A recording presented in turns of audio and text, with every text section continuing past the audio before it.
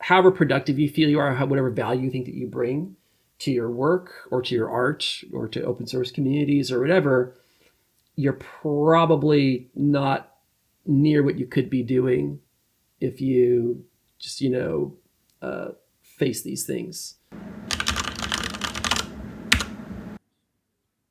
Hey everyone, welcome back to DEBUG Mind, the series where I dive deep into mental health with the tech community.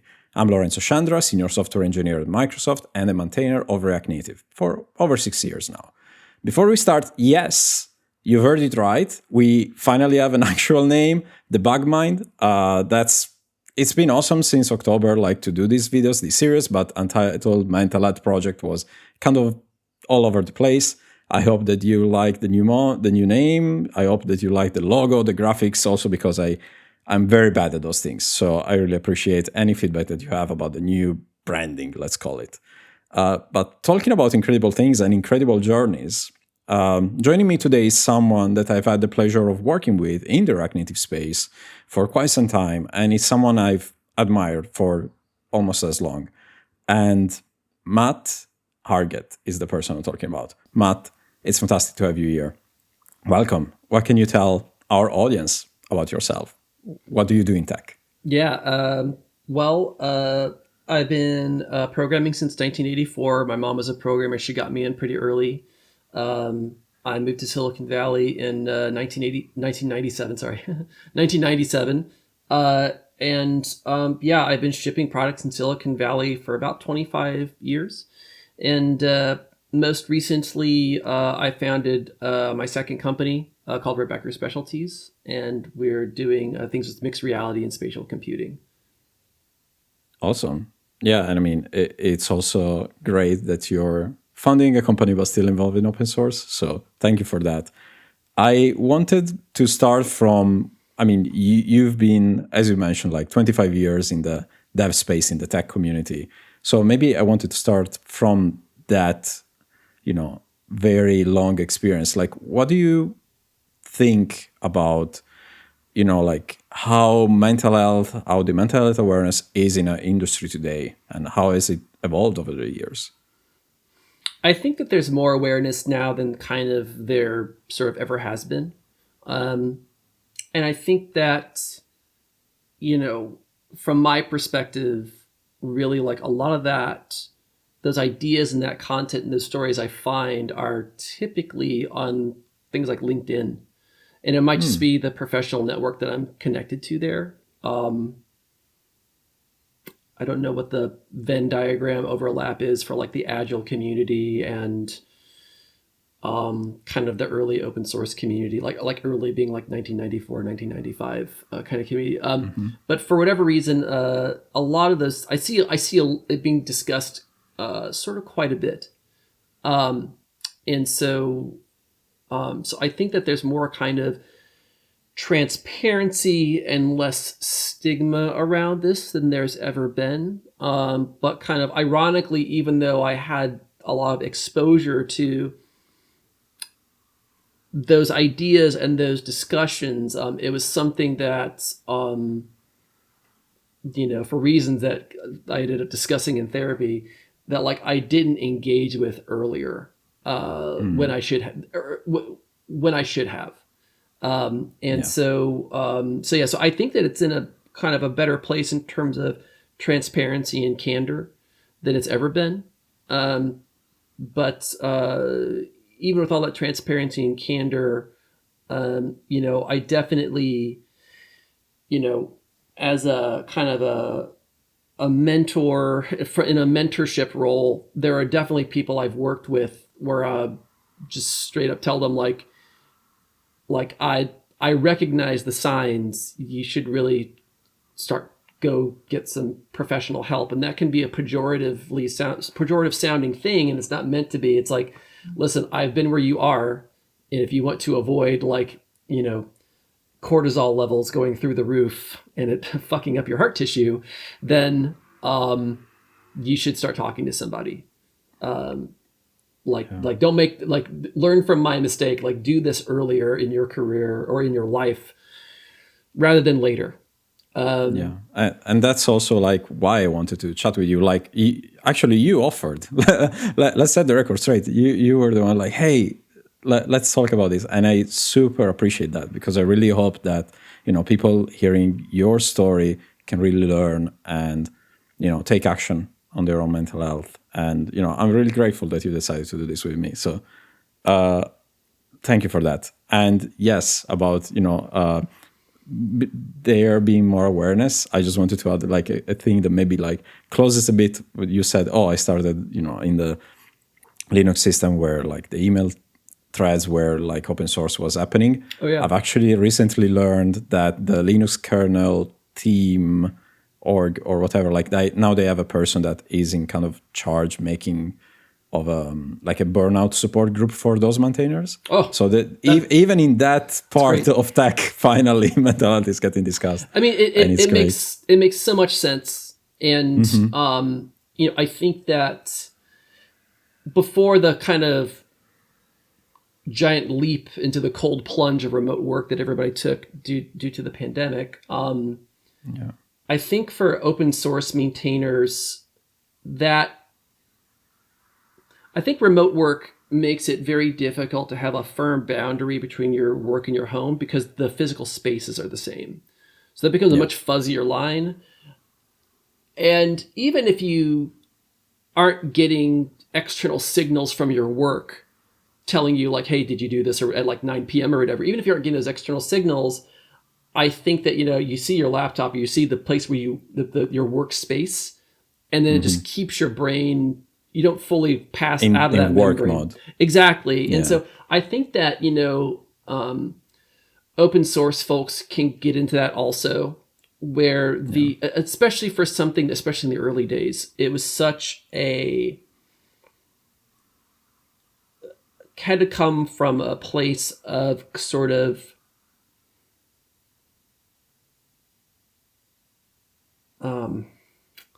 it's a word I'm trying to find a word. Like in those early days of open source, it came from such a place of insane passion. You had no external validation beyond the very small global community. When you would try to explain open source to people in 1996, 1995, people would look at you sideways like, what you talk about? Like what? Like they didn't even have like, what do you mean you give it away? Like what? Like you donate your time? It was so off the wall to most people, but also when you found people who did believe in it, you kind of would feed off each other in usually good ways. But I think that as a result of that, it becoming such a personal identity for people that kind of boundary became really fuzzy, where it's like, well, when do I stop being passionate and or defensive about this open source? Isn't even technology, this new way of life. I don't know, this new kind of professional lifestyle as a talented software developer. Where does that end, and where it becomes a little bit confusing, I think. And it's not different than people that I knew who were really passionate about the company Silicon Graphics, like SGI, who like it was their like dream to go work there. They loved the company. There was one person that got an SGI tattoo. I don't know if they got lasered off later when the company went bankrupt or not, but like, but there is this kind of passion that people get around technology and technology communities and corporations, where I think that they kind of lose track of where their personalities end and that passion begins. If that makes sense. And so I think in those early days of open source, there was definitely a lot of that. And as a result, it's like, well, isn't Jan in the Netherlands? Isn't it like 3 a.m. right now? But like they just responded in real time to this email. When do they sleep? And so I think that that kind of burnout is very possible. And it's also one of those things that I think it's really hard to convey to people. It can sound like you're trying to pour water on their burning fire of passion for this thing. as opposed to, no, I want your fire to burn forever. But if you keep doing Or this, like you don't want the fire to burn everything else around them in their own life. yeah, where it's like Yeah. that fire's going to run out of oxygen if you don't pace yourself. But when it's like, well, where do I end and where does this hobby or this my technology work begin? When that's fuzzy, I think that's, it's, especially when you're younger, it's like, what do you mean there's not infinite oxygen, there's not infinite energy for all of these things? So I think that with open source communities in particular, even going back actually 30 years, even going back 30 years, there is this kind of just this driving passion, which can have great outcomes for you and for everybody in the world. And I think that's what's so almost addictive about working in open source, is that if your brain is fed, your lizard brain is fed by having a multiplier effect on the technology community, or not even technology, whatever community, right? The Latino community, the whatever community, right? When you have that multiplier effect, it's beyond like a dopamine hit. It's like this is a good use of my time on the planet kind of boost. And it's like, and if you didn't have something like that in your life and you discover it through this, it's easy to kind of get wrapped around yourself, or in terms of like wanting to give more and more to keep having that multiplier effect and to kind of keep it rolling. I think that is addictive. Might be too strong of a word, but maybe not.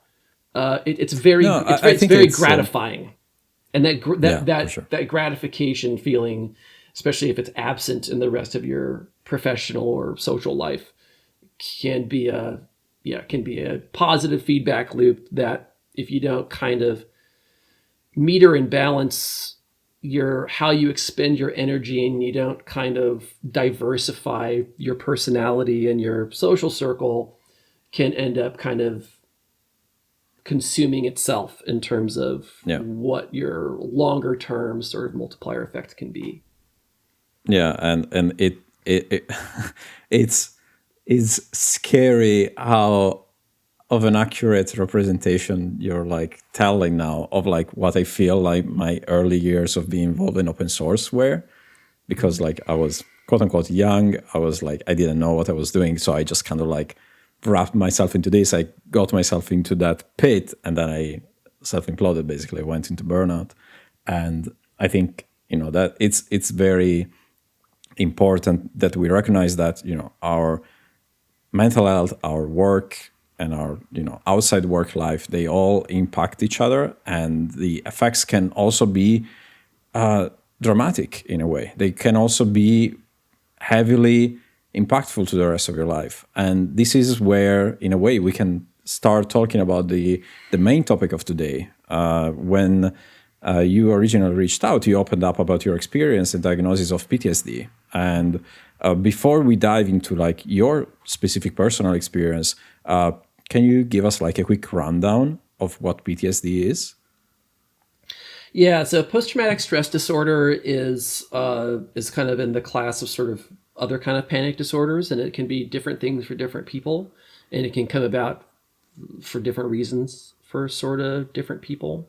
And so for me, I would get triggered into, I really don't like that word anymore. It's like way overused. But basically biologically and neurologically, a kind of fight or flight response, like huge like rush of adrenaline would happen, sometimes for reasons that were explainable, and sometimes for reasons where it's like, why is that happening right now? And it can be unpredictable. And so, and as a result of it kind of being unpredictable, it's very challenging to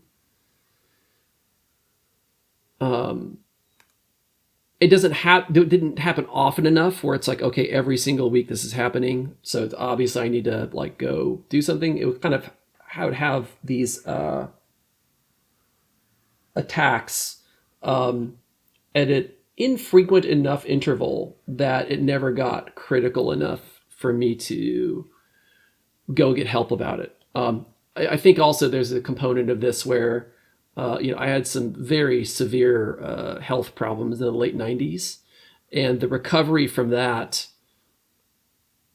the physical injury recovery and stuff that like kind of overshadowed any other sort of mental stuff that was sort of going on, where it's like, when I didn't die from the autoimmune disease, when it didn't cause my kidneys to fail, I thought I would never walk again. And then like once I was like walking again, there was like a whole bunch of like physical therapy and other kind of ongoing stuff. And so like there was a bunch of self-care going on, but it was around all this physical part of the malady rather than, it's so dumb to talk about now, but like, because it sounds ridiculous, but like it did not occur to me at the time that going through that severe physical trauma would leave mental sort of scars and problems in its wake. And that's ridiculous coming out of my mouth right now, but I just wasn't, I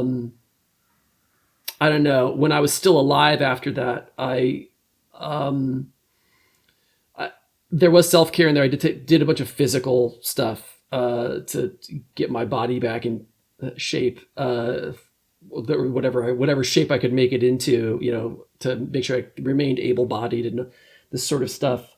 But I did not leave a lot of room for the mental recovery at all, and that was a repeated mistake I did over and over again. Something resolutely horrible would happen in my life and or my husband's life, and one of the first therapists that I had once I got diagnosed, they said the problem with kind of multiple repeated traumas is that you compare every new trauma to the previous one, and as a result of that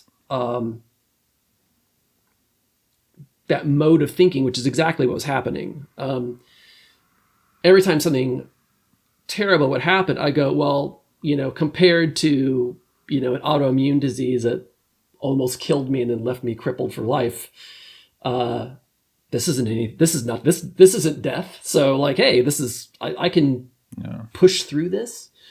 That apparently is incredibly common thinking. But what that also leads to is that you continue to these things layer on and layer on and layer on throughout your life or your career. And at some point, you're just being smothered by these layers of sort of not fully resolved traumas until you reach a sort of a breaking point, in my case. Yeah.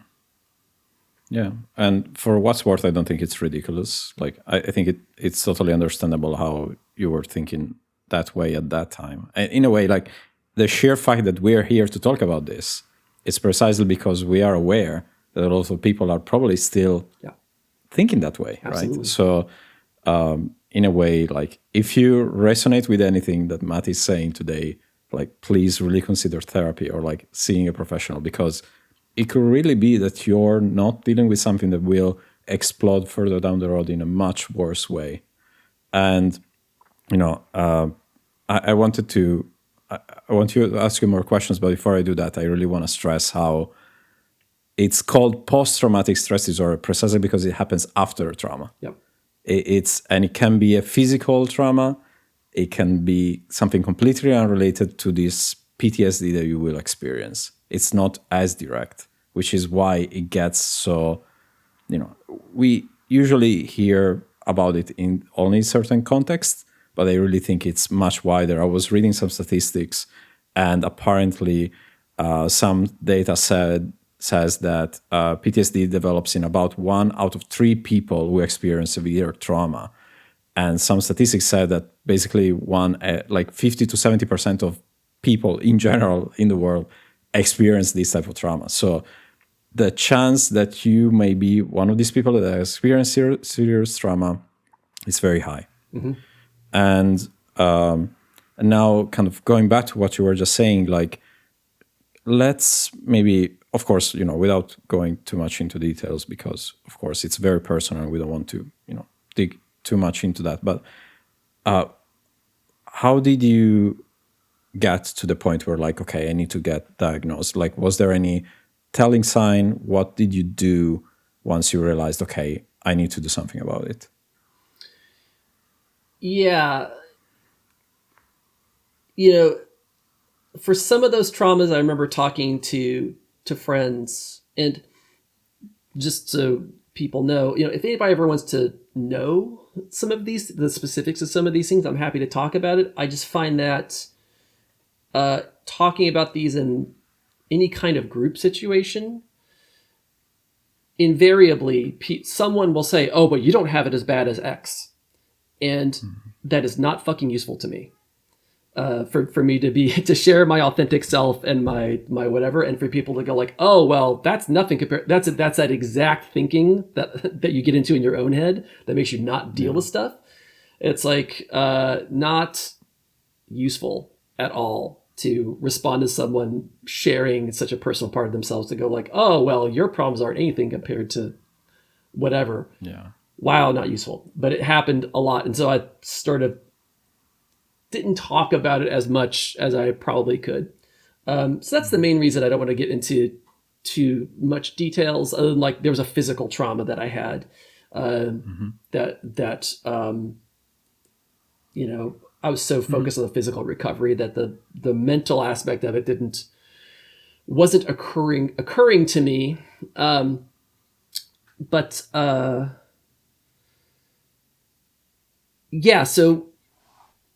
there was definitely, the symptoms got worse, where I would think I was cold. I have low blood pressure, so I can get cold pretty easily.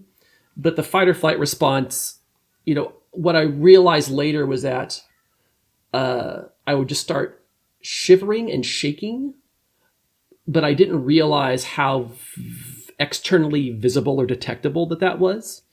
The other thing is I'm super pale. So when my blood pressure goes up, I get flush. It's very odd. I am a terrible poker player, unless I put on, all my foundation and whatever, but like, which is a joke. I don't typically wear makeup, but like, so there were these things, these symptoms like shaking, or there's a weird thing that happens where there's this galvanic response in my skin, where it's like, it feels like my entire body like starts to sweat at the same. It's like this almost electric charge that happens across almost my entire skin of my entire body in those moments. And they were getting worse. And looking back, I can also see that my night terrors got worse. They are happening more and more often. I would wake up in the middle of the night, kind of like screaming and confused about where I was. Or I was convinced there was a sound, or that I saw something when I didn't. And so that got worse over time, but I was working at a company that slowly I realized how toxic and corrupt the sort of power dynamics were within the company. And that's just not something I ever engaged in my entire career. If I can't get good work done, or it requires any kind of political chicanery, or like any kind of zero-sum game sort of thinking, I just find a new job. I try to do good work and not engage, and that being the proof of my worth. And if I have to do sort of anything above and beyond, kind of business or product impact, if that doesn't speak for itself, if that's not what's valued at a given company or in a given business unit, that's when I feel like I'm wasting my time, and then I find someplace else. And no place is perfect, but it slowly got worse over time. The kind of the tremors and the like the hair on my arms like standing on end from just like the response from the cortisol and the adrenaline. And there was a particular thing at a company where it wasn't one person and it wasn't one team. If I had to generalize it, I'd say about 30% of the company was trying to sabotage another 30% of the company at any given time. And you can feel it in the product often. Organizational problems become product problems that customers can usually detect. And so in this particular case, I was in sort of an exec review meeting, and one of these kind of politically corrupt, toxic people gave a status report where they lied, bald-faced lie, about some other group's work not being delivered on time. And it wasn't some work I was directly responsible for. But, and you'll find as I talk about this, I'm back. I'm in that situation again. So you might detect my voice. We can skip it a bit if you want. No, this is my greatest gift and greatest like weakness is when I think about these things, I'm like back there, and it's the same thing that allows me to project into the future and then like see everything needs to be done to accomplish something. So, but anyway, and they just told a bald-faced lie about some other team that wasn't my team, but they said something that's completely untrue. They're like, oh, well, such and such team, hasn't delivered this for, they're 6 months late. And by this time, when people do things like that, as my therapist says, my trauma brain kind of takes over. So there is this kind of split-second knee-jerk sort of response. And I just said, that's not true. Bring up the deployment pages. You can see this was deployed to 100 million users 2 months ago. And this person really knew how the organization worked, knew that they could say that, get away with it with no ramifications to anybody. And so they just kind of kept going through their status report, like no response. And my boss took me aside into a room afterward and says, you cannot do that. And I said, was I supposed to let Shino who's a big boss at that company, maybe not his real name, walk out of that meeting with misinformation? And my boss said yes. And I was like, it took where I already was, where I was already kind of shaky. And this had happened a few times before, but this time was particularly bad. It felt like I was getting fucked in the heart.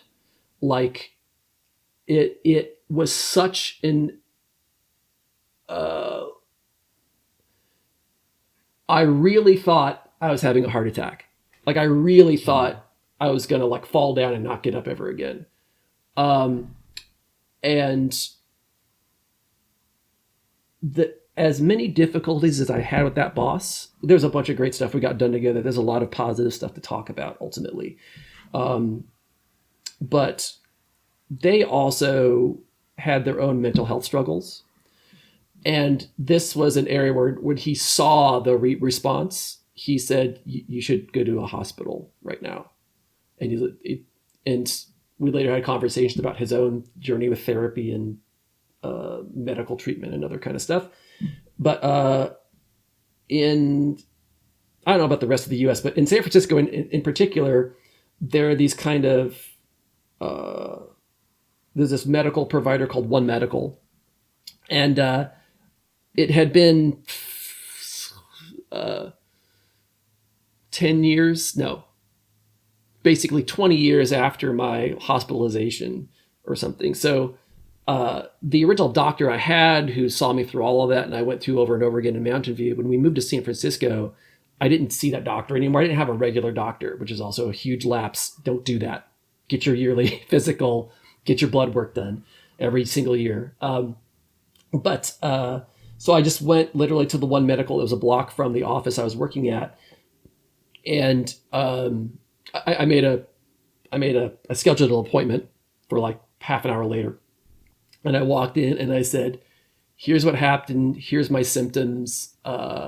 Like, it's better now, but in the aftermath of those attacks, I don't know how else to say it, except I feel very hollow, like physically, like, I don't know. I felt like my feet weren't touching the ground.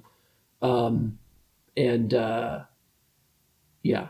And so, and probably that's to come down from adrenaline. There's a bunch of like reasons why it feels that way. And the doctor took my blood pressure and had me do some other, check my eyes, because I guess there's something vascular that you can check by looking in the eyes. And they said, well, you've just had what looks like a severe panic attack. Here's the number. Here, I'm going to refer you to this place called Psychiatric Alternatives. And then there is a provider for therapy called Two Chairs, which still exists. And they're like, you should probably get on medication right away. And you should probably, you need to start seeing a therapist, and you should probably consider taking a medical sabbatical. And I did two of those three things. I did not take the sabbatical, and I totally should have. And it was completely dumb for me not to.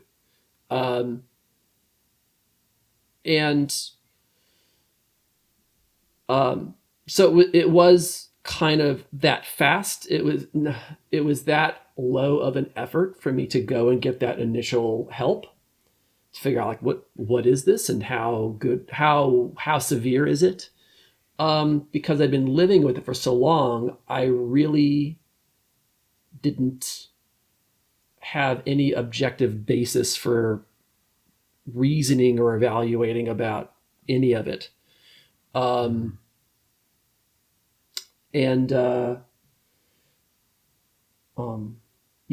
that was the kind of event that pushed me into like finally going and getting it done. And as I talk about this, I think the fact that particular attack felt so severe, where I was like, my lizard brain woke up and was like, "Hey, jackass, you're gonna die! Like, go get whatever." Run. I think it was probably a function of being older. I was in my 30s at that time. No, I was 40. And I think that, literally your heart muscle tissue, cortisol has an effect on, especially like big bursts of cortisol like that. And I think part of what it was is that I was at a point where not that I could ever physically absorb it. I wasn't absorbing it and it goes away. I was absorbing it to the detriment of my current and future heart health. But I think that it was particularly bad that time, as a function of age. Whereas the folly of youth was like, I didn't feel it as much. But also, like I said, with all the kind of physical injuries and constant physical therapy and whatever I was going through for years and years and years, pain and discomfort were like daily. It was part of my like waking life, basically, to, like my foot feels like it's on fire all the time. And that maybe, is that normal? I don't know. It turns out, no, it's not normal. So there was like a bunch of physical stuff that was masking this other critical stuff. But it's also possible, even without those kind of physical maladies, having to work through those for 15 plus years, that just the biological, resiliency of youthful tissues might have made it so I still didn't, that it would have come to an existential head the way that it did. Yeah, it totally makes sense. And thank you for sharing all of that. I like it. It's a really powerful story to share, and I'm very grateful. I want maybe to kind of like move, like, okay, we talked about it, how it happened. Now it's been a few years. Now there's been some distance. Like, how do you feel things are going now? Like, is there anything that you would like to start sooner? If anyone is going through something similar, is there something you could suggest? Like, okay, maybe do this right away. Don't be scared about this. Like, how does it feel now that you're kind of looking back? You have some distance. One of the things that kind of came out in therapy, and actually this is something I had talked. 2012 was a particularly bad year for me and for my husband as well. Several really terrible things happened. And, I remember talking to a friend at the time where he was like talking to me about how he writes in his journal and other stuff, and how he started seeing a therapist about something, that comparatively is like less severe. And he's like, you should probably start going to therapy.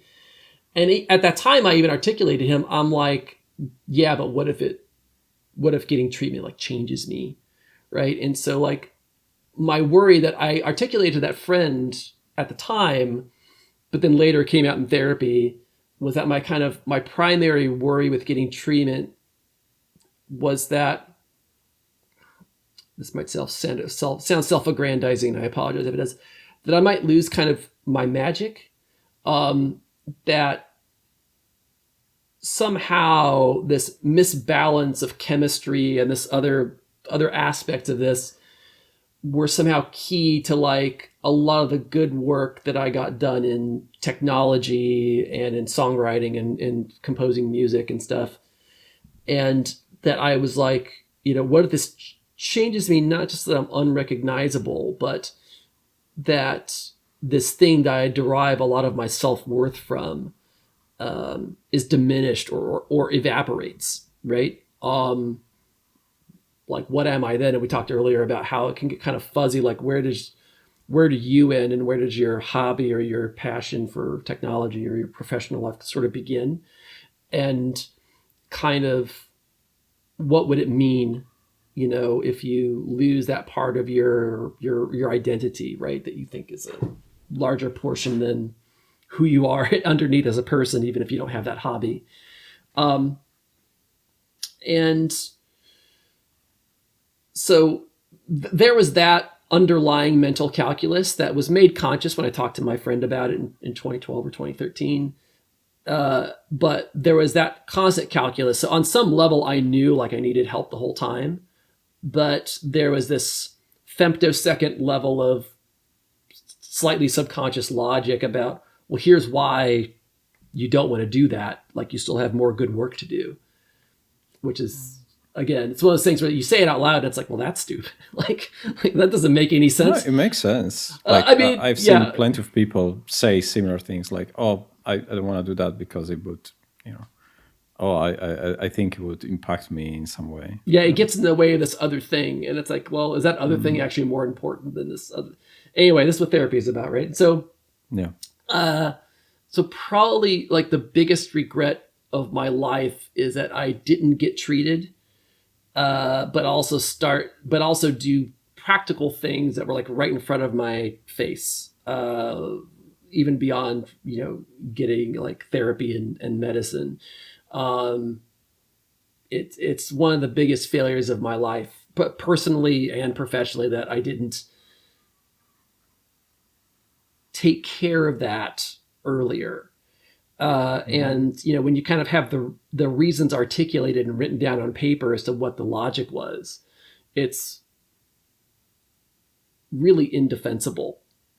Not to anybody else, but even to like myself, where I'm just like, well, I was like shortchanging everyone around me, but also like myself, right? Here's how much wasted time's too strong of a term, but like, here's how much,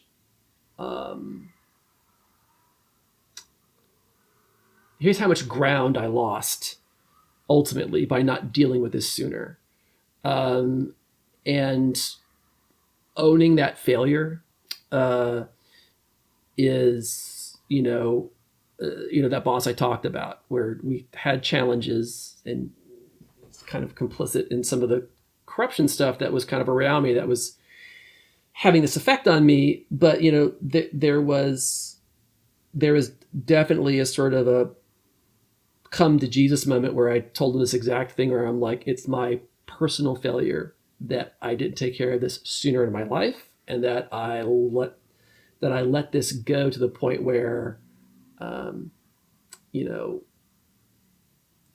this kind of thing affects me this deeply, physically and mentally.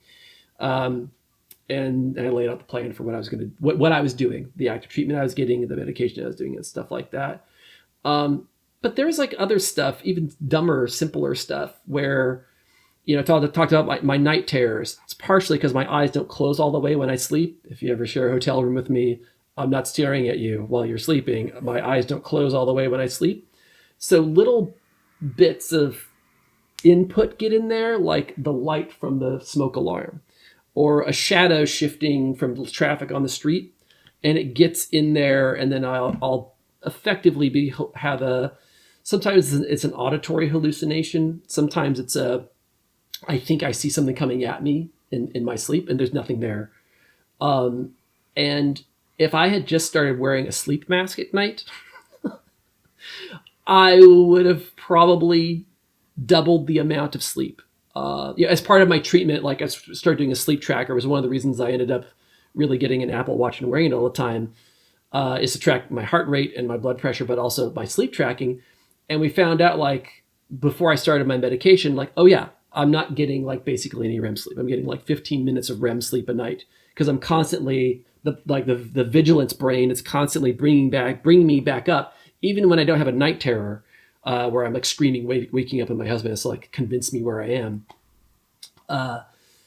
A big part of it was just straight up sleep deprivation, but I didn't have a basis for comparison. I didn't know what good sleep was.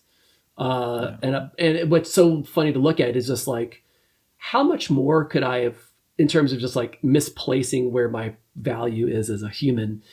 But like, wow, when I really saw how little sleep I was getting, like, one, how do I get anything done? Two, I'm probably miserable to deal with a lot of the time.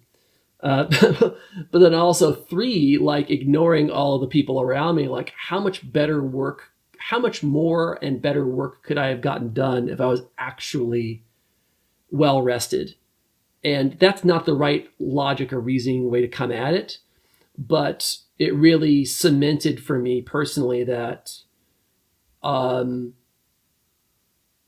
everything that I was worried about that would get evaporated or get held back or get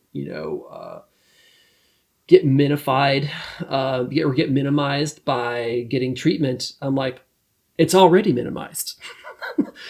I'm not getting enough sleep. There's a bunch of other like things here where it's like I'll have a train of thought, but then like I'll have like a small panic attack or whatever else, and then I'm off the thread. I lost track anyways. So it's like, eventually it just became very the faulty logic became so apparent. The whole thing where I was like, the thing I was worried about is the thing that I'm already doing to myself by not taking care of this. And that's something that therapy helps a lot with, like talking through and figuring out things and making yourself realize those things, right? Yeah, totally. Yeah. And so I would say that, like, was this something that you felt?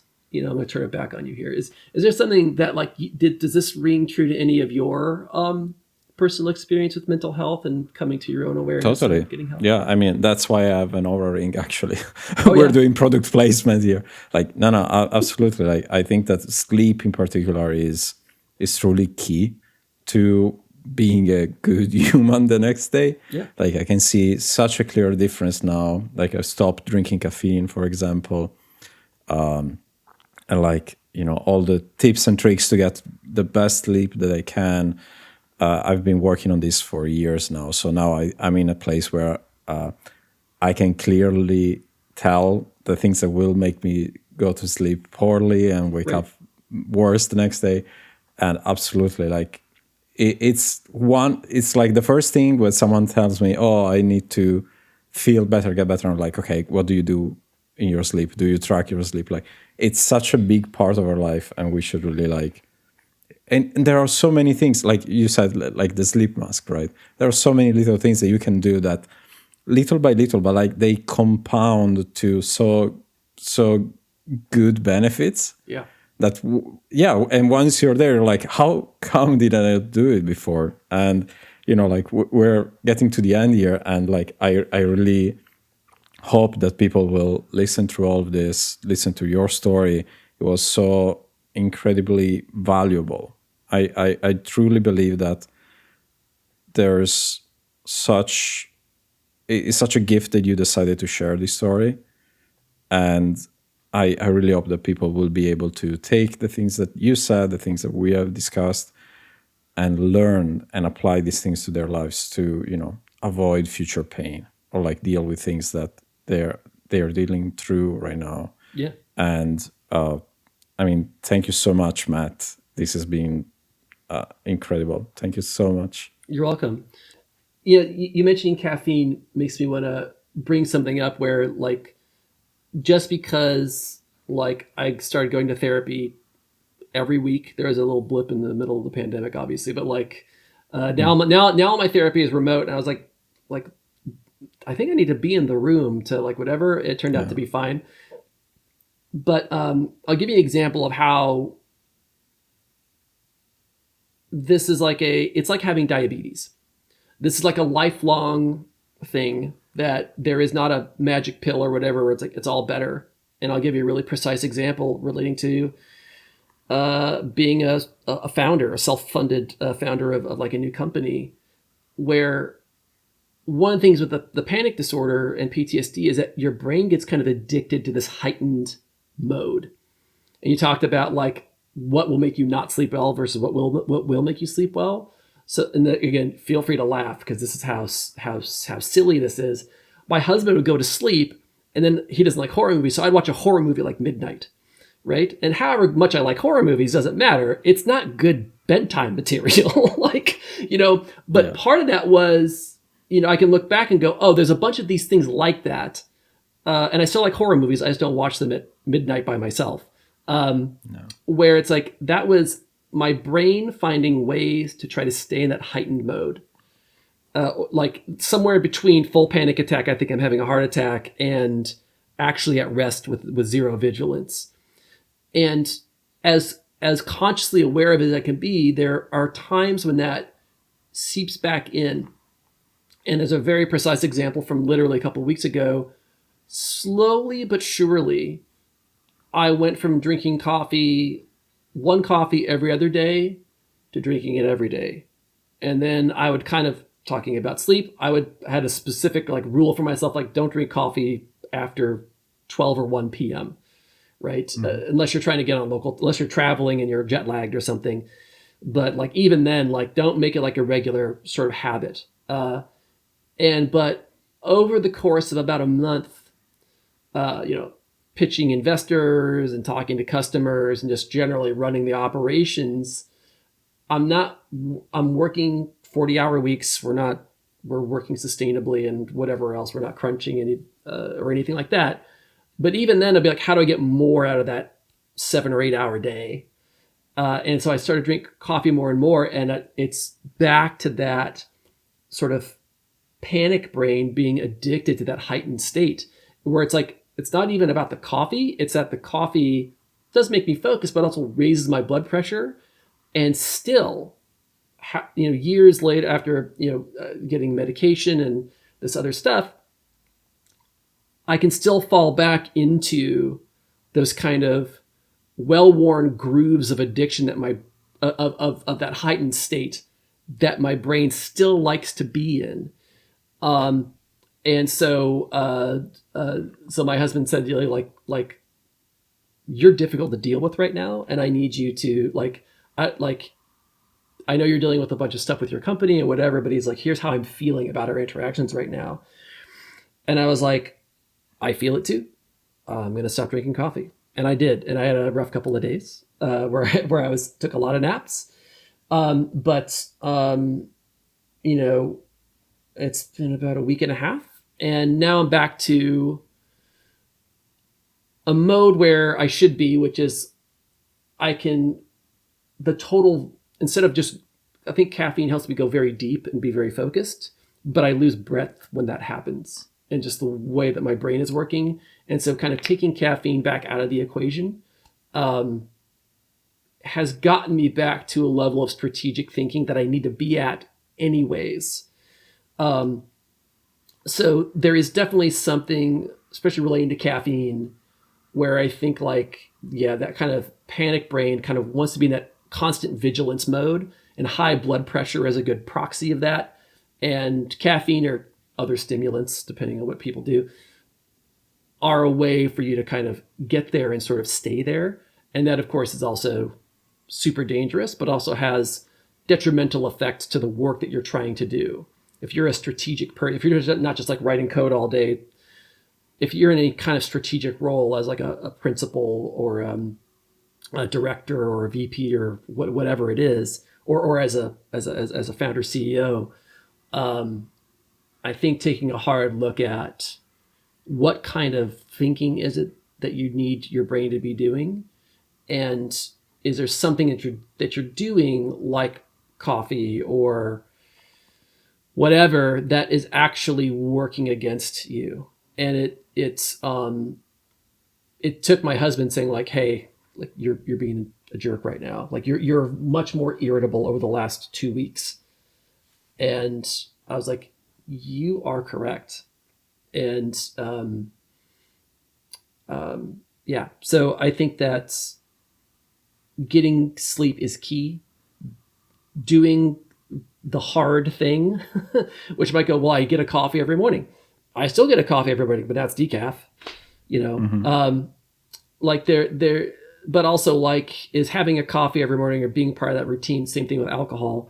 It's like, oh, but I can't have a drink with whatever. It's like, sure you can. Get a Sprite, get whatever there. But those are things where you're talking yourself out of taking care of yourself, out of habit. And I think that don't sell yourself short on what however productive you feel you are, whatever value you think that you bring to your work or to your art or to open source communities or whatever. You're probably not near what you could be doing if you just, face these things, sort of and head take care on. of yourself. And take care, like taking care of yourself is how you take care of other people. And this was in a lot of baby books that we read before my daughter was born. Like, some of these books are like, go outside, take a shower, brush your teeth, because people get so focused on the baby. It's another anxiety thing, right? And I'd say that there's a lot of that's applicable to this sort of situation. Totally. Yeah. And so I think that there's an addict's brain part of this with panic disorder and PTSD, where there are things where it's like, this is exciting versus this is scary, right? Or this is like energizing versus this is making me like shake because I'm having a fight or flight response. And I was so worried about losing that somehow I'd no longer have an appetite for technical risk. That's like one of those things I was sort of worried about, that, based on my current startup, didn't go away, right? If anything, it lets me see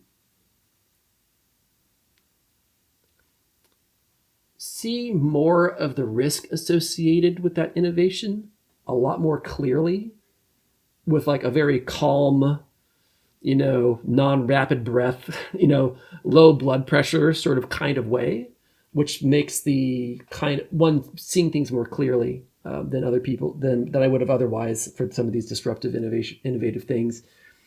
But also makes me approach the work to eat that elephant one bite at a time with a lot more sort of intent, and at no point, again, like busting out and going like here's a 16-hour day. Hackathons are hackathons.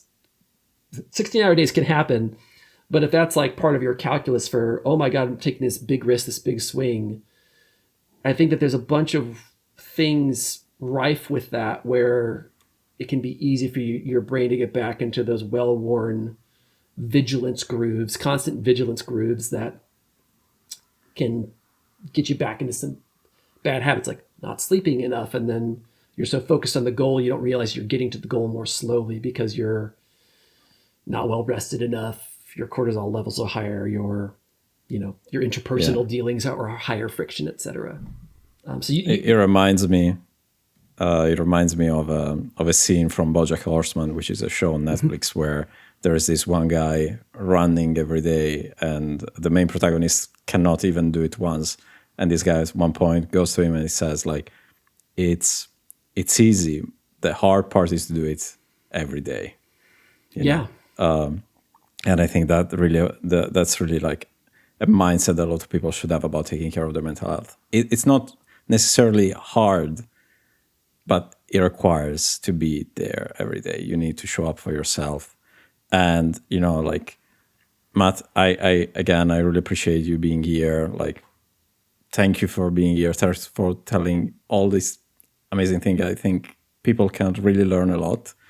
And, if you're listening, thank you for being around still. And remember that seeking help is a sign of strength. Support each other, and being around other people and helping them is another way of making your community great. If you have any insights, please post them in the comments. In the description box, you will find the social media contacts for me, for Matt. You can reach out there. There are going to be a bunch of links about some of the things we mentioned. There's going to be a Notion board link. That is where I put all the mental health resources I find there on the web. And hopefully those can also help you kickstart your journey in mental health. Take care of yourself. I look forward to bringing you more episodes. This has been great. See you in the next episode.